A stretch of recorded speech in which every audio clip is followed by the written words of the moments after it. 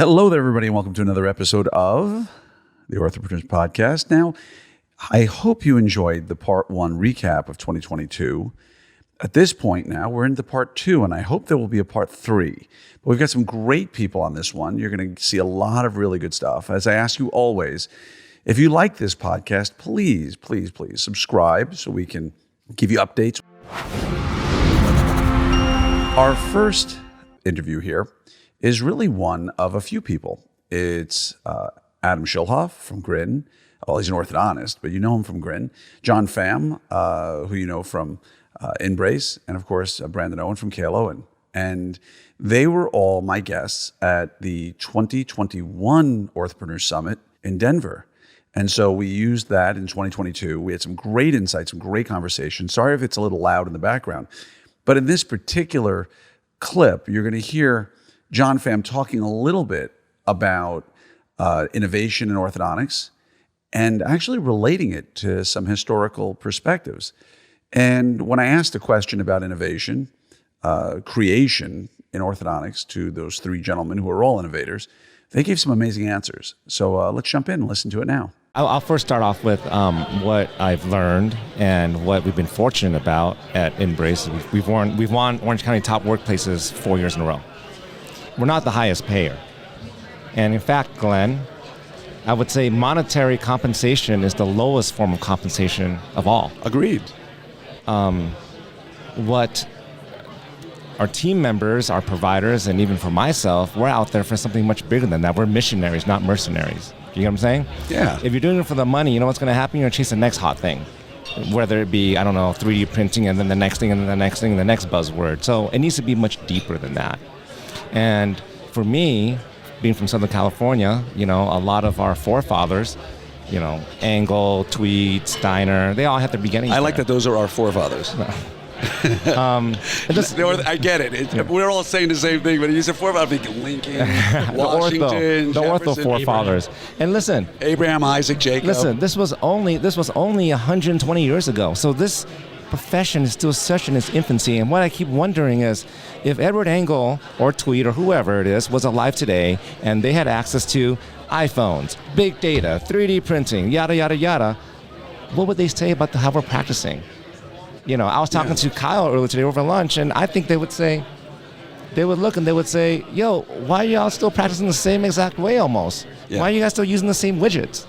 And so that's what gets me fired up. You're the Calvin Case. Sure. Right? Edward Engel, then Calvin Case come along, right? Am I crazy here? I don't know if I was right. Yeah. But that's exactly the point. Innovation is necessary. Yeah. It has to keep going. And I'm sorry, but we talk about innovation gets me fired up. And innovation is so much more than just like widgets. There's a zillion ways to innovate through leadership, through business models, through how you market, how you talk about ortho, right? Perception of ortho. Innovation means so many things. Right. And that's what I want to first make sure that the whole community understands. These guys are all innovators. Alfred's an innovator. I guess I'm considering it, but we innovate in different ways. Exactly. And that's what makes us special as a profession. I'm going to ask you one very simple question, then I'm going to ask a very difficult question, and then we'll head out after that. First question, why is there not an orthodontic incubator somewhere? Why is there not a place where resources are available and innovation collaboratively in the same space occurs like it does in the rest of the business world? Where Grin is working in that corner, Kale Owen's in that corner, Embrace is over here, Light Force is over there, and all day long, you guys are playing foosball as you talk out the future of orthodontics. I'm more of a ping pong guy, but hey, I'm down. I'm down. I think it starts with our education. I think at the breeding ground, it needs to start there. And while I think a lot of our programs are innovative in many ways, a lot of our programs are also very conformist in many ways. And I think that Neil hit it right in the head in that we all ride down the middle lane because it's so safe. So I think at the academic level, we have to at least be progressive and say it's okay to not take the multiple choice test, because innovation, guess what? There are no options. I agree. I come from engineering, so my tests were blank pieces of paper, and they were like, derive this answer. I go to dental school, and then it's like they had A, B, C, or D. A, B, C, or D. Or D and E and E. Or D and some crazy permutation of that, and it's like, What were we talking about? We talked about it just yesterday afternoon, and the way I said it is, we've been rewarded. We, meaning orthodontists, for being in the box thinkers. What Anil called in the middle lane safe. Not just safe, but you're rewarded for performing exactly the way the institution expects for you to perform. But the question is that chicken or the egg? Did people self-select going into this because they were those people? Yes and yes. But there are those outliers, right? So there are the outliers. And sometimes not necessarily the top of the class, other times they are. But the problem is that as a specialty, we have the outliers, but the specialty needs to band together behind those outliers in order to create some of these type of programs that you're talking about. Because right now, unfortunately, there are a lot of people out there, not those in this group, not those even probably at this meeting, that look down on those that are trying to innovate and push us out of that box. Yeah. I know orthodontists today, great people, great clinicians, if you look in terms of just the outcome, who think that clear plastic cannot move teeth effectively, that you will always have a compromised result. And that's... Or this is the way it's always been done. My patients want to come in every single month to see me. I swear they do, because I'm the doctor. Exactly. They love me. Once I brought an associate into my practice, I realized how unimportant I really was. And that's fantastic. Well, and unimportant in the sense that it's, they'll see somebody. You've created value, you've created a culture. Patients are coming for all of what you've created, but they understand that the systems that you've put in place is what's going to get them from point A to point B. And Brandon, what about you? Your take on, what about incubation for, in the ortho world, where you bring together all these companies and allow them to grow together? So I think the big thing is the construct has always been, you have a good idea, and you go to a manufacturer, and they potentially give you a royalty. And the royalties suck, by the way, because that's the route I tried to take. I was like, oh, okay, this is how you do it. Right. And so there just weren't a lot of models out there. And that's where, John was such a cool, trailblazer in this is, holy cow, yeah, you can just start up your own company. And you can just, okay, this is a doable thing. Which is amazing. And so that's such a huge thing, is just, do you have a mentor? Because we had no examples. There was no example. It was, okay, here you go, one of the big companies, and we're going to get a tiny little bit, and you guys are going to make millions off of our idea. And the credit is so due to the inventor, but it gets cannibalized by the institution. Right. And, I guess the other big thing is we did that last year. We all came together at this digital summit. And it's actually where Adam's company launched. Before COVID, we were all out in Denver. We did this pitch event, and I saw Adam's grin scope, and I was like, my eyes just blew up. And I'm like, Adam, I need this. You have no idea how badly I need this. And it was a little pivot of what kind of their core business model was at the time. And COVID really pushed it into... But also, you created that meeting versus the meetings used to be created by the institutions and by manufacturers. Which is why I did this. In part one of the recaps of 2022, you heard Anne-Marie Gorsica talk a little bit about some pretty interesting things related to the treatment coordinator.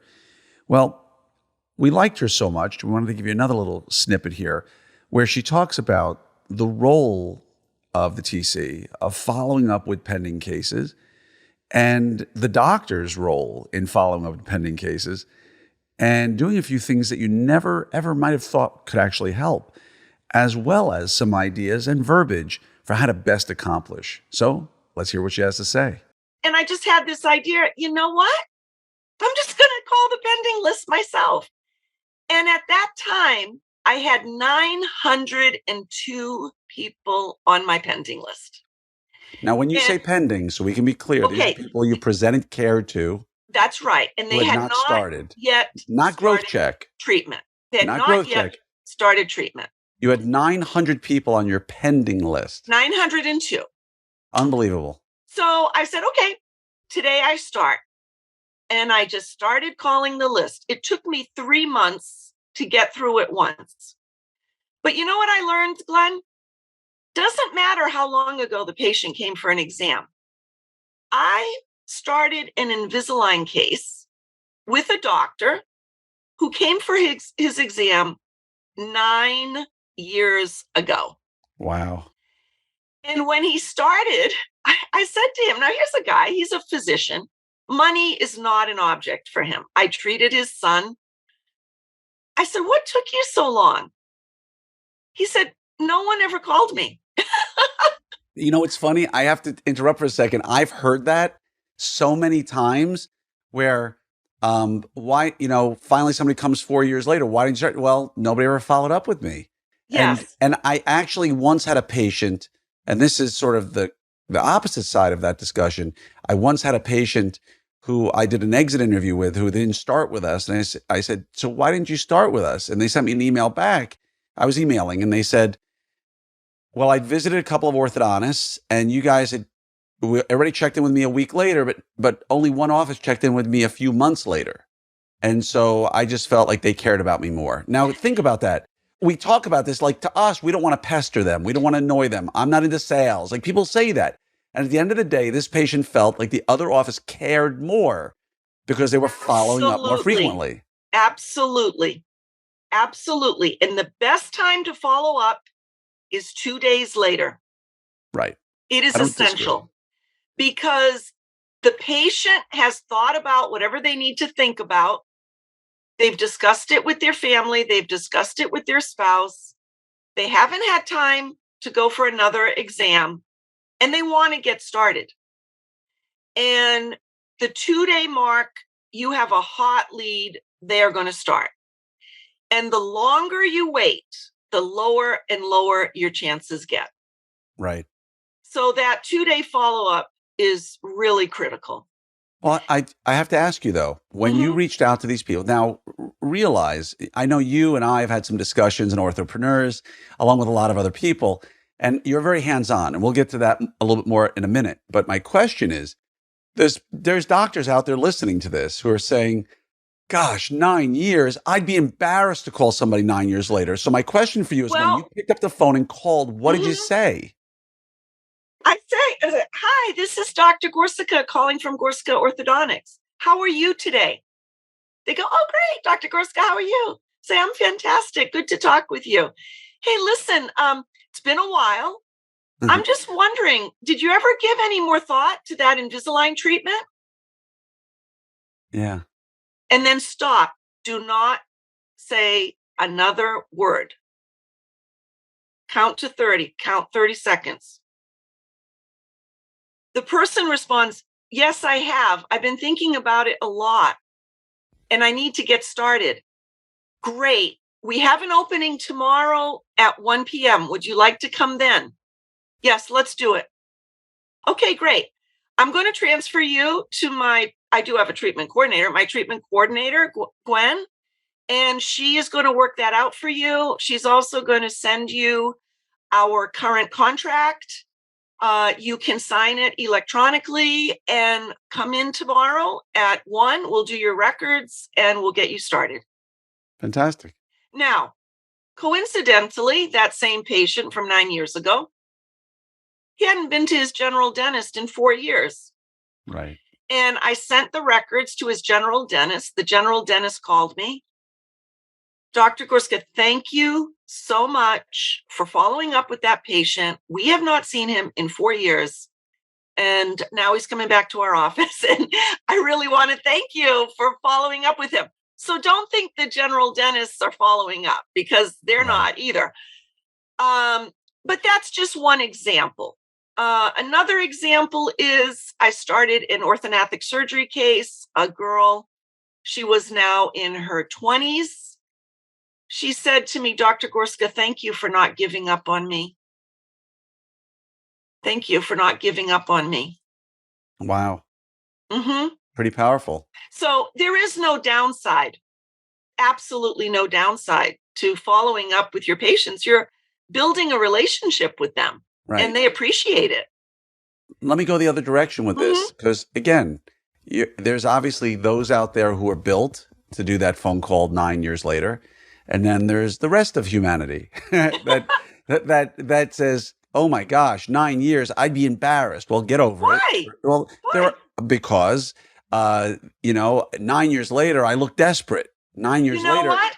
I'd be embarrassed that patient is still walking around with crooked teeth. Yeah. And you didn't even care enough to follow up with them. I don't have a problem with it. I'm telling you what I know we're gonna hear. This is a physician. This is a busy man. He doesn't have time to call you back. don't think about yourselves. Don't take yourselves so seriously, like, oh, what are people going to think? You know what people are going to think?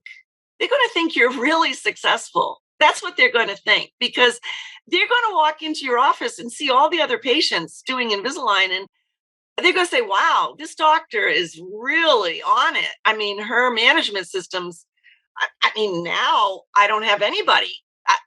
My pending list now has 48 names on it. And most of them are probably from the last And few they're weeks. from the last few months. Yeah. So, take time to clean up your pending list. Now, I'll tell you another thing I found. I called one patient. Hi, Mrs. Jones. I'm just wondering if you've given any more thought to starting that Invisalign treatment. Oh, yes, Dr. Gorska. Thank you so much for calling me back.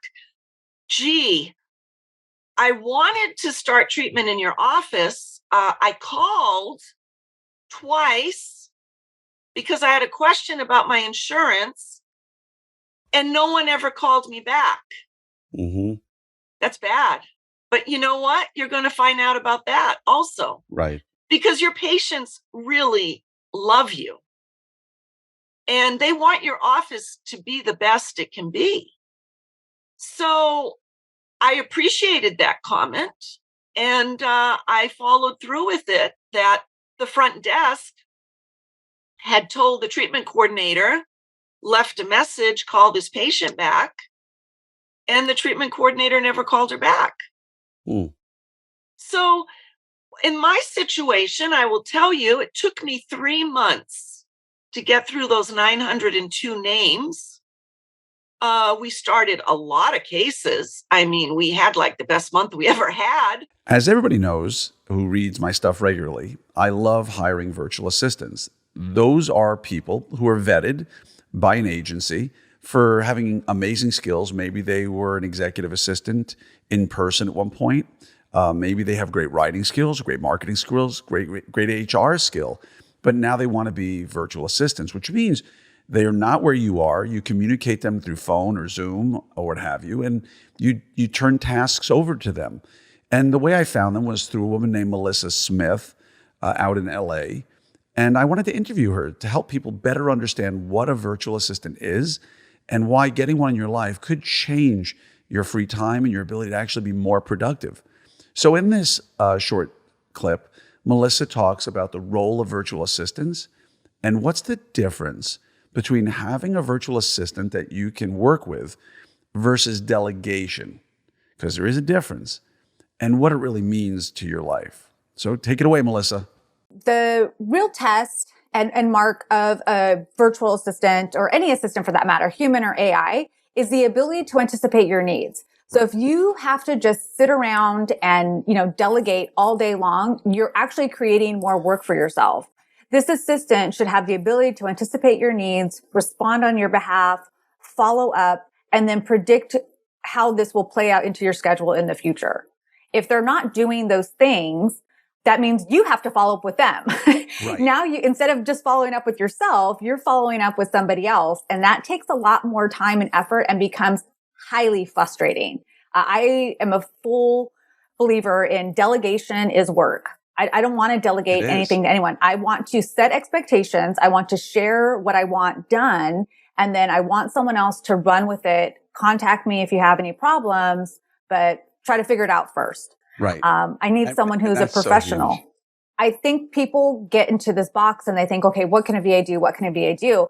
But I always like to flip it around and say, okay, well, if you could wave a magic wand, what would you want this person to do? Like, if you're going to go out and buy a car, you're not going to go on the lot and say, show me what you got. Like, what if someone came to you with a minivan and you're like, a minivan? I don't need a minivan. I'm looking for a sports car, right? Well, that's the same kind of mentality you need to have. You're like, if I could just give this to one person, my life would be that much easier. Start there and then build. In the world that we live in, if you could have an hour saved in your day, 5 hours saved in your week, 20 hours saved in your month, it adds up. But what I've found is that so many people are comfortable living in the busyness of things. And I'm sure there's some kind of like procedure as an orthodontist that, you're really familiar with, and people come in and they've been living it with it for years. Right. And you come in, you tell them about it and they're like, well, I don't know. It's not that big a deal. And then once you treat them, they're like, oh my gosh, if I knew this was going to be the outcome, if I knew that this was the thing, I would have done it years ago. Right. And it's the same reason why. Yeah, and the same reason why, Tylenol flies off the shelf. Vitamins, however, do not. Right. We just get used to living with pain and that frustration and that like, well, it's just another day where I didn't get things done. Another weekend, well, I'll have to try to catch up. Another extra long day at work that hopefully I'm going to try to make up tomorrow. And it just doesn't have to be that way. Agreed 100%. Well said. I love the vitamin and Tylenol. It's much easier to solve a problem, after the fact. You say, well, I'll take something. Now, in part 1 of the 2022 review, you heard Bob Skopek, who I might remind you, took his practice from 15 team members and 11 chairs to 3 team members and 3 chairs, all while doubling his production without any increased stress in his life or reduction of quality of care.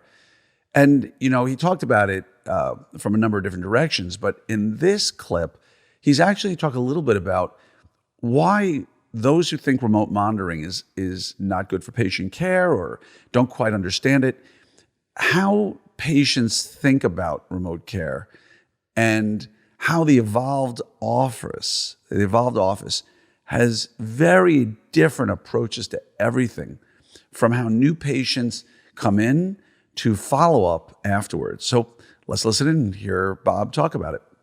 It took time. And where it starts is that we got the mindset and we got in the habit of when every patient was in, we said, text us. Hey, you can text us at this number now. It's so much easier to text us.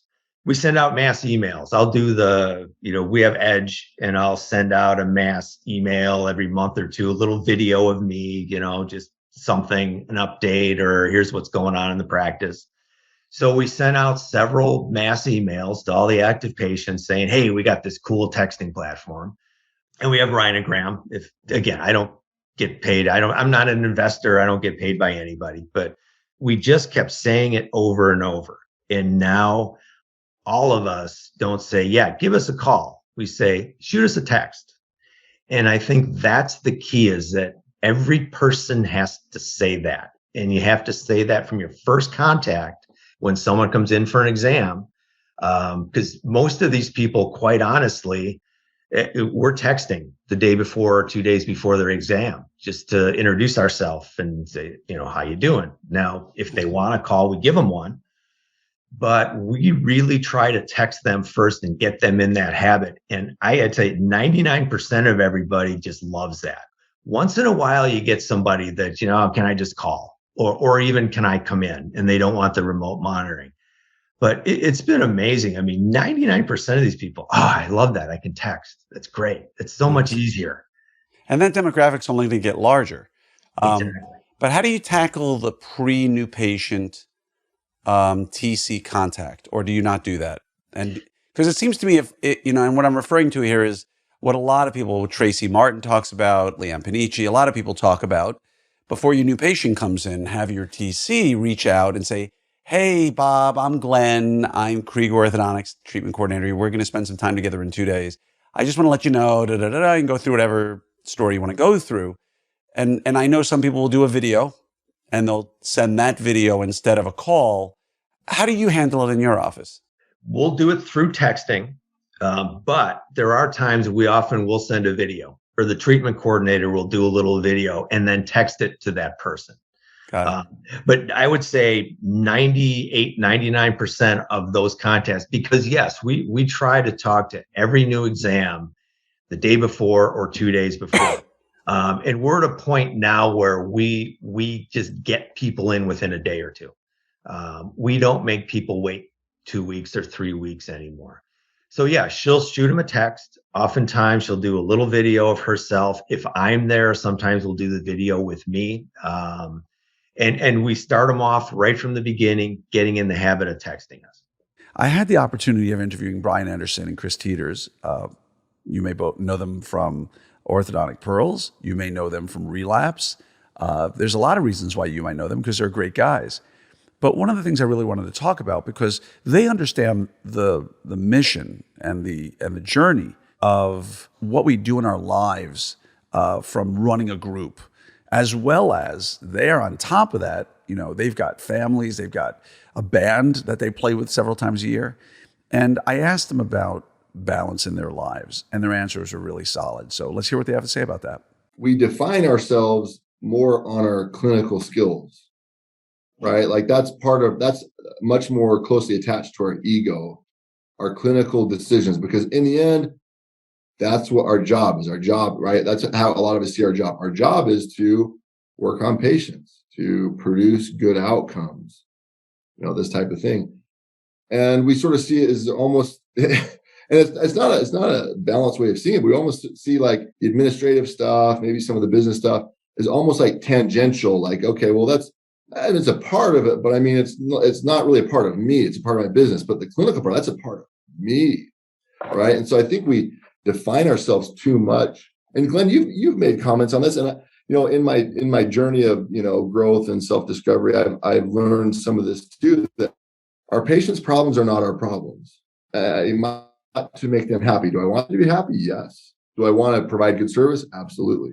Do I want to have good communication? You better believe it. But in the end, I cannot control anyone. I can only control me.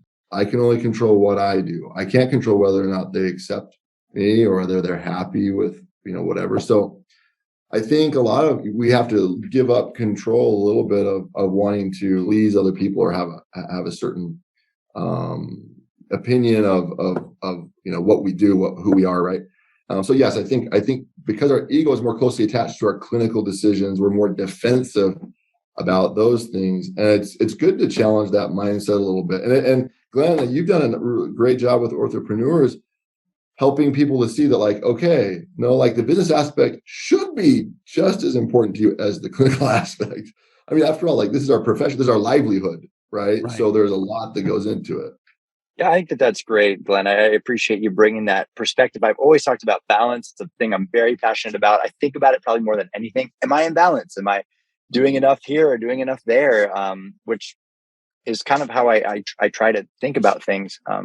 You can't be too focused on clinical. You've got to bring in business, but you also can't let those two things consume when you go home to your family and your health and all of that. So I appreciate you bringing that up because it's so important. You may remember Mike DePascal was one of my guests in part 1 of 2022. And again, he had so much wisdom and great things to say that we wanted to bring him on a little bit in part 2 as well.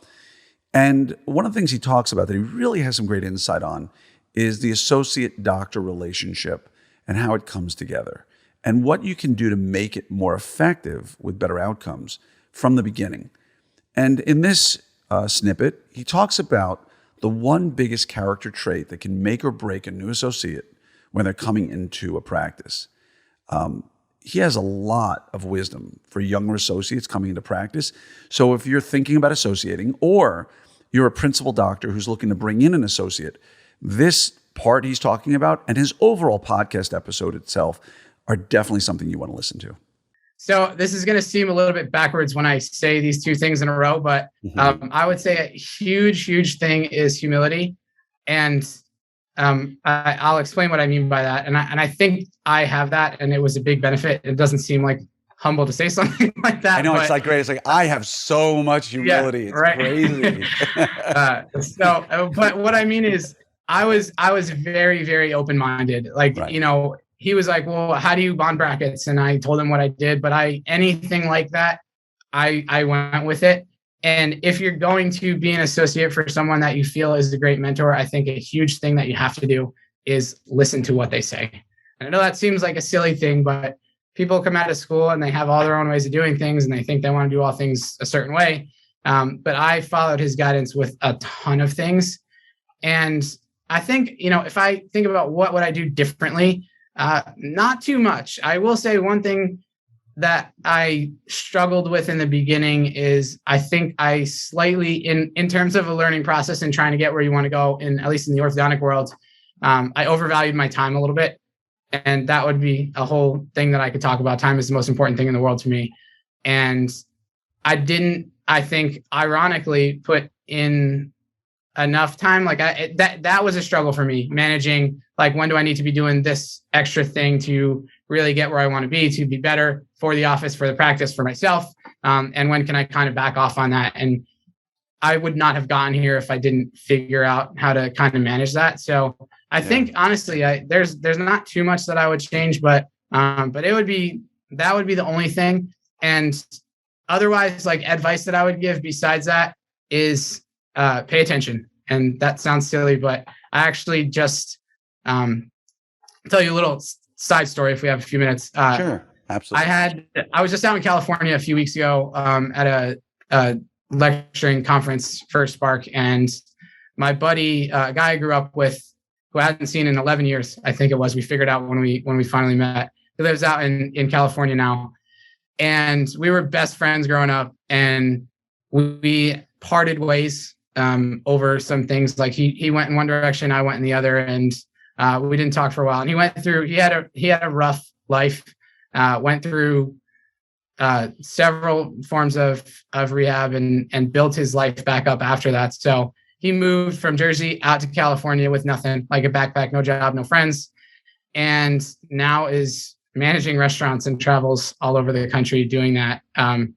Didn't go through any of the schooling like we did, none of that stuff. So I hadn't seen him in forever, and I was like, man, we got to get together. And when I asked him, I was like, dude, I've been wanting to ask you this for like 10 years, since the last time we spoke. I was like, how did you do it? Like, how do you get out of that, going through what you did to get where you are right now? Because everyone's gone through stuff, but most of us haven't lived through that. And he literally said, I listened. And I said, what do you mean you listened? And he was like, I just paid attention to everyone that I got a job, and I walked into a room, and when someone knew more than me, I paid attention and I listened, and I took advice from them, and I talked to them, and then I'd move somewhere else and nobody knew who I was. And there would be a lot of other people talking about some really great things. And then I would talk to them, and I listened, and I just kind of built on that. And that's kind of what I did. Now, I didn't go through all that same stuff in the beginning. But I think if you've got a path like that, the best thing you could do is be a sponge. Listen to all the stuff they tell you, follow that path, and then you'll have opportunities will come like they have for me. Amanda Gallagher is an amazing person and a great orthodontist, and even better, entrepreneur. I've known Amanda now for probably about 5 years. We've become friends, and I really value her opinion in so many things. Now, if you know Amanda, you know that she really, really runs a great ship, her and her husband, Ben, and just really, really good people. And one of the things she's done in her practice that differentiates her is bringing in med spa-like opportunities such as Botox, neurotoxins, and fillers. And in this particular clip, she talks about her journey incorporating fillers and Botox into her practice and why she really enjoys doing it and why she does it in general. So I hope you get something out of this, and let's hear Amanda. Number one reason why I learned how to do it is for myself. Right. Because I had a deep line on my face for years, and just like that. I mean, aesthetically, I was always really self-conscious about it. And I knew that dentists were able to do it. And I'm like, okay, let me learn about this. And so I really wanted to learn it for myself. And this was back in 2018 when I took my first course. So it's been 4 years. And it was hard to I was trying to figure out how I could get something like this to fit in. I mean, now I inject every single day, multiple patients a day, on top of seeing normal patients, or regular patients. But our patient population has changed, meaning that especially after the pandemic, Zoom, people are so aware of their face and the way that their faces look. We know we are getting the consultations for the teeth, but not only the teeth, that same population of patients, there are other things that can be done. And the thing is, many of them would never just walk into a med spa. And we have already gained their trust in treatment. And so it's like, well, if I would never trust anybody but you. That is what I get a lot.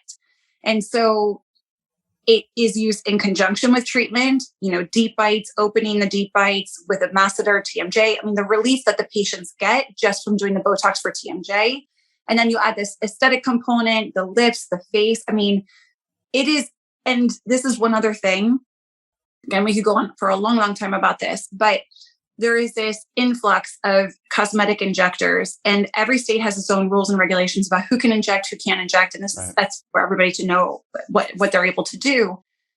But as injectors are starting to talk about dental classifications, estheticians are talking about class 2 and class 3 malocclusions, and they're saying it the wrong way. Right. I'm like, oh, no. There's nobody better suited.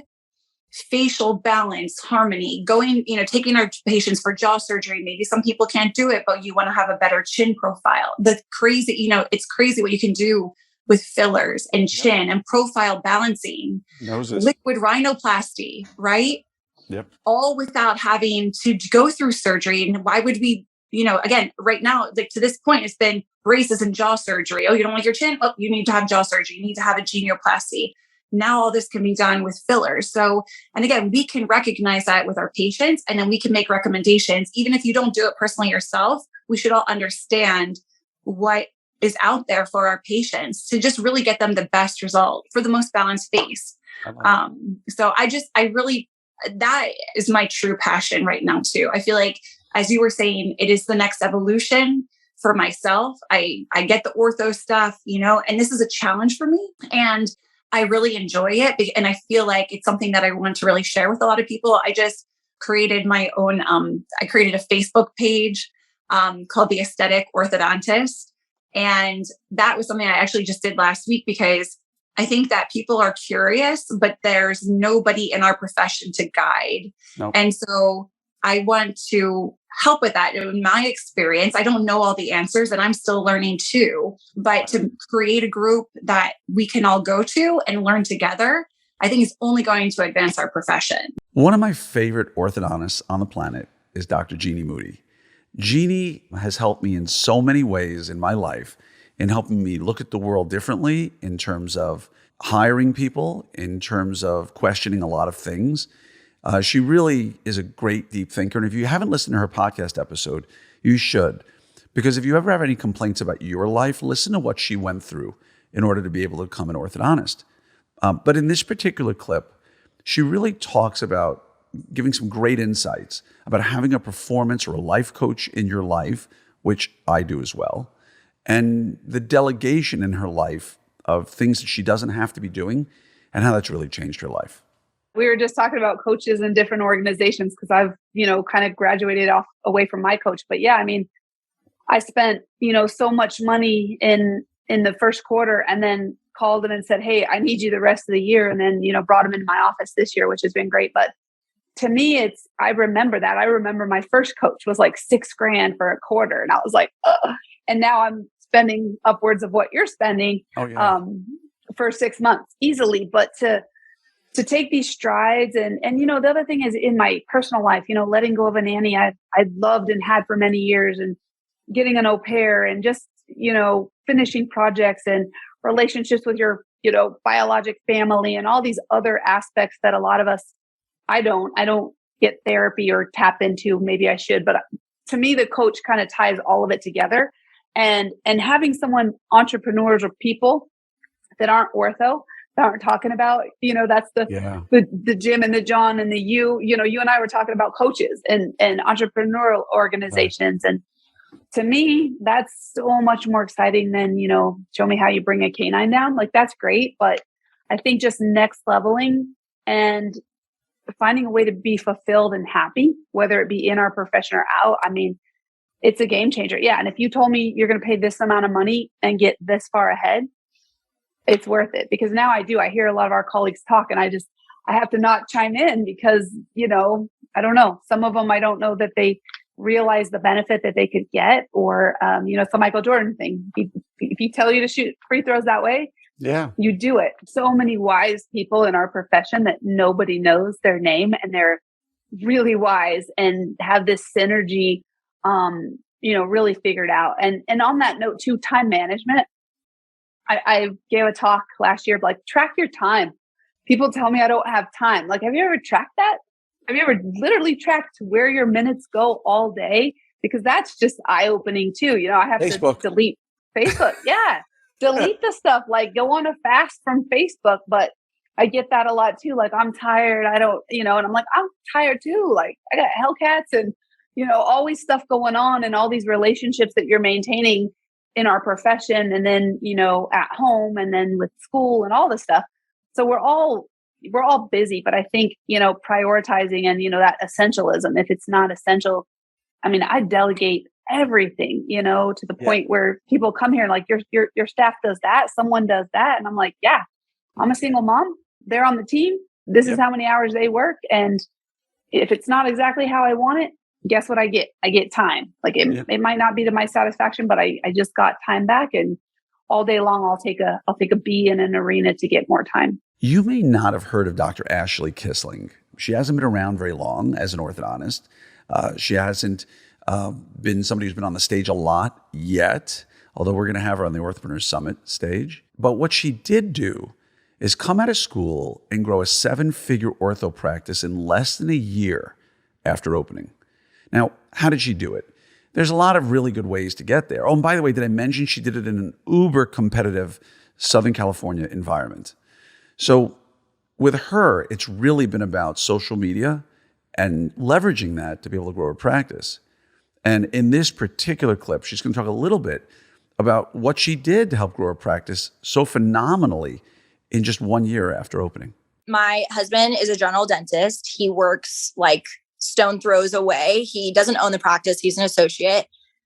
So I knew that, doctor referrals were not going to be huge because everyone knows that my husband's a general dentist, and then we have pedo in-house. So I couldn't really go rely on pediatric offices referring either. So I really knew that it was going to have to be a direct to consumer marketing strategy. And I decided, 4 months before our office opened, I went and I started Instagram, I started TikTok. Not really I didn't have this master plan that this was going to be like my marketing strategy. It was more so just out of feeling necessity. Like every business has an Instagram, and hey, TikTok's starting to get big. Why not?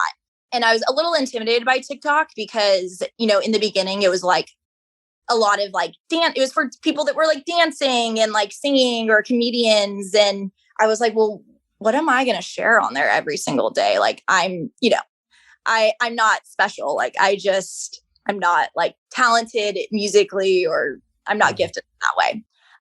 But what I realized is to grow a following on social media, you need to either entertain, you need to inspire, or you need to educate.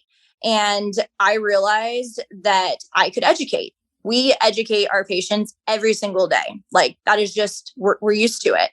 And so why not educate the masses on TikTok? And so that's really kind of what my platform has been. Maybe from time to time, I'll try to do something funny and, but it's very rare. I'm mostly kind of, explaining tips and tricks, different appliances, how it works. And so that's kind of been just what my platform is, very educational. I think that because it's educational, kids, I'm answering a lot of questions in my videos. And so it's probing them to ask more questions. So when I engage with their comments and I use their comment as an idea for the video, it's really about creating a sense of community. And I think that the more that you can create a sense of community with your followers, the more of this quote unquote, maybe cult following that you might gain, right? And so I think it's just super cool that, I'll have little kids come in and they'll tell me, we drove an hour and a half to be treated by you. They're so excited. And they're like, did you see my comment? And, they think that we know each other. They think that we're friends even before they come into my office because it's video and they get to see my personality. They get to see my face every single day. And I think that that's what's so different than even Instagram is a very curated feed.